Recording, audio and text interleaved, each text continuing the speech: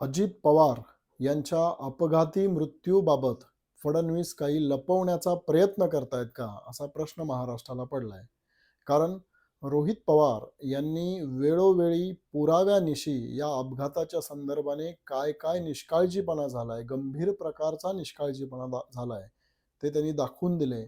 आणि मग त्या संदर्भाने या संदर्भात जे दोषी आहेत त्यांच्यावर गुन्हा दाखल झाला पाहिजे म्हणून ते एफ-आय-आर नोंदवायला गेले.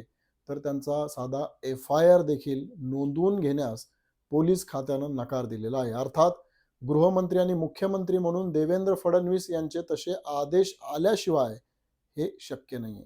खरं तर एफ-आय-आर दाखल करणं म्हणजे गुन्हा सिद्ध होणं नव्हे, परंतु एफ-आय-आर दाखल झाला तर चौकशी करावी लागेल आणि खरं ते सत्य बाहेर येईल.